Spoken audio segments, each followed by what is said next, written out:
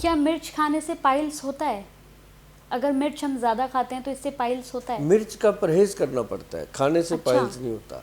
बवासीर जैसे हो जाए तो फिर मिर्च मसाले का परहेज करना पड़ता है कि तेज मिर्च तेज मसाला नहीं खाना, क्योंकि जलन होती है। उससे फिर जलन होती है और पोर्टल वेन का इन्फेक्शन जो है वो बढ़ता है।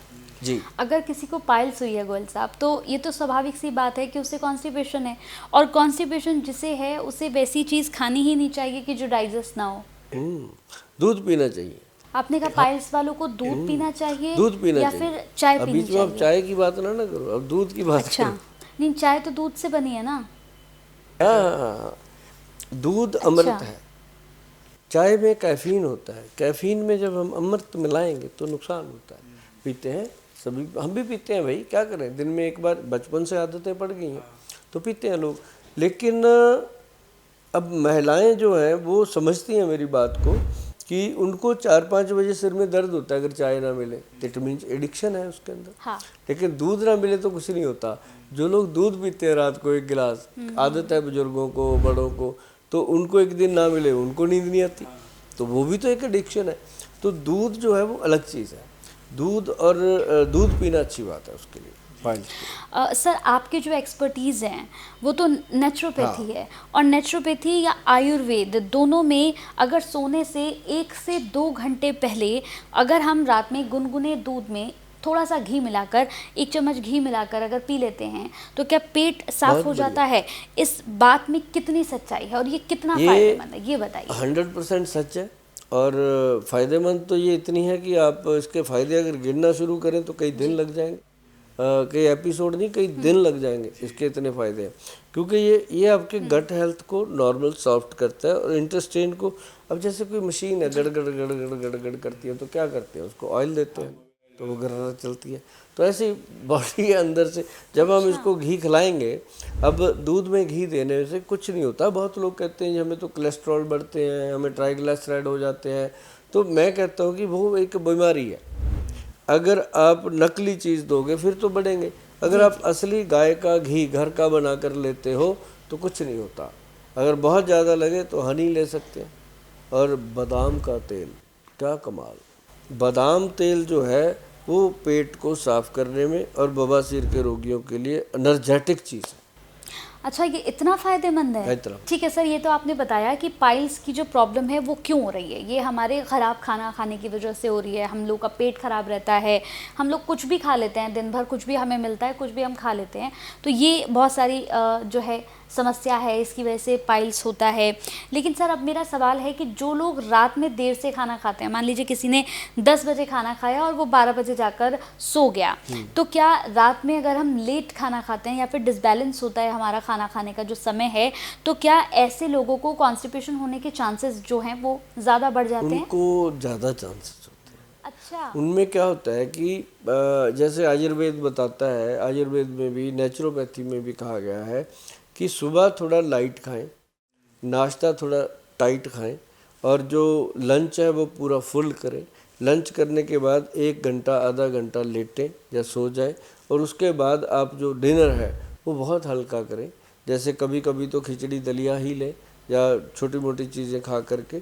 आप शाम को फ्रूट ना खाएं, फ्रूट सिर्फ सुबह सुबह खाएं, और सैलड सुबह सुबह खाएं या खाने के पहले खाएं। सैलड हमेशा भोजन से आधा घंटा पहले खाएं। इस तरह खाने का प्रावधान है, और ऐसे लोग अगर करते हैं उनको कभी भी पेट खराब ही नहीं होता, क्योंकि फाइबर भरपूर मात्रा में मिल जाता है। और बवासीर के रोगियों के लिए तो ये छोटा सा टिप काफ़ी है जो मैंने डाइट का बता दिया, और मेरा ख्याल है मैंने 1 मिनट में पूरे दिन की दिनचर्या बता दिया। अब सर मैं आपसे 3 नुस्खे पूछूंगी। पहले तो आप ये बताइए कि जिन्हें बवासीर हो जाता है वो कौन सी चीज़ें खाएं कि वो ठीक रहें, और कौन सी चीज़ें उन्हें अवॉइड करनी चाहिए, नहीं खानी चाहिए, उसके बारे में थोड़ा सा बताइए। अगर बवासीर है तो इसके अंदर शराब का, मांस का और सफ़ेद नमक का पक्का परहेज नहीं, होता है, ठीक है। करना चाहिए। और रही बात जो शराब या मांस नहीं खाते, जो शाकाहारी लोग हैं, जो कहते हैं हम तो कुछ भी नहीं करते ऐसा, उनके लिए भी है। वो क्या है कि ज़्यादा तली हुई मिर्च मसाले वाली चीज़ें नहीं लेनी, और एक जैसे ना स्टार्च वाली चीज़ें होती हैं, जैसे जिमीकंद है, कटल है, अरबी है, भिंडी है, जैसे जिसमें चिकनाहट है, अच्छा, मतलब जिस सब्जी में चिपचिपापन रहता है वो सब्जी नहीं खानी चाहिए। वो वाली सब्जियां नहीं लेनी। अच्छा सर, जैसे आपने बताया था कि कुछ ऐसी होती हैं, जैसे राजमा की अगर मैं बात कर लूँ, उड़द या इस हाँ, टाइप ये की नहीं दालें लेनी। हैं। और ये 2 दालें तो बिल्कुल नहीं अच्छा। लेनी। और अगर बाकी कोई भी दाल लेनी है वो बिना छिलके की जी।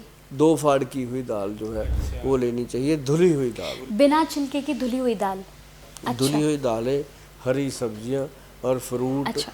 और सैलड ये लेना चाहिए, बहुत आनंददायक जीवन जीता है। अच्छा सर, इसमें जो फल आपने कहे हैं, जैसा अगर मैं बताऊं कि मेरे को कुछ नॉलेज है, जैसा आपने फल बताए, तो मैंने पढ़ा है, मैंने सुना है कि जिनको कॉन्स्टिपेशन की प्रॉब्लम होती है उनको केला नहीं खाना चाहिए, केला उनको अवॉइड करना चाहिए, अनार उनको ज़्यादा खाना अनार ज़्यादा चाहिए। लेकिन कई लोग कहते हैं कि अनार के जो बीज होते हैं उनको ज़्यादा खाने से कॉन्स्टिपेशन होती है, कॉन्स्टिपेशन करते हैं वो। बीज नहीं खाने चाहिए, उसका सिर्फ रस लेना चाहिए। अच्छा। और जो बीज है, मैं आपको एक बात और बताऊं, वही वही। जो बीज भगवान ने दिया, अब जैसे जी। तरबूज का बीज है, वो अगर तरबूज के साथ उस बीज को भी खा जाए, मतलब बीज को लोग छोड़ देते हैं साइड पे, भगवान क्यों देते हैं? भर भर के उन्होंने बीच में फंसा दिए कि चाह के भी ना थूक सके बंदा खाए, लेकिन फिर भी लोग कांटे से निकाल निकाल के उसको अलग कर देते हैं। जब बीज खाने से इतना फायदा, प्योर फाइबर है, कब्ज हो ही नहीं सकता। और सबसे ज़्यादा न्यूट्रिशन तो बीजों में आप ही देखो होता है ना कितने सर, बड़े सबसे बड़े ज़्यादा तो उन्हीं हॉस्पिटल में ना, होता है, सॉरी, बीजों में। 5 स्टार होटल्स है, आप जाते हो, स्टे करते हो, सुबह जब आप नाश्ते पे जाते हो तो सबसे आगे तरबूज पड़ा होता है, उसके बाद पपीता होता है, उसके बाद बाकी चीज़ें होती हैं। क्यों होता है ये आगे? क्योंकि उनको पता है कि जो 5 स्टार में रहने की हैसियत रखता है इंसान, उसको ये चीज़ों की भी नॉलेज है कि उसको खाना जी। क्या है। तो इसी तरह मैं कहता हूँ कि आप जैसा भी आपका घर है, जैसा भी आपका रहन सहन है, जैसी भी आपकी हैसियत है, आप ये समझो कि आपका घर जो है वो आपके लिए ताजमहल होटल है। हमारे पंजाब में कहते हैं कुल्ली यार दी स्वर्ग दा झूठा अग लगे महलां नूं। इसका मतलब है कि जो अपना घर है वो चाहे झुग्गी ही क्यों ना हो, कुल्ली ही क्यों ना हो, वो स्वर्ग है।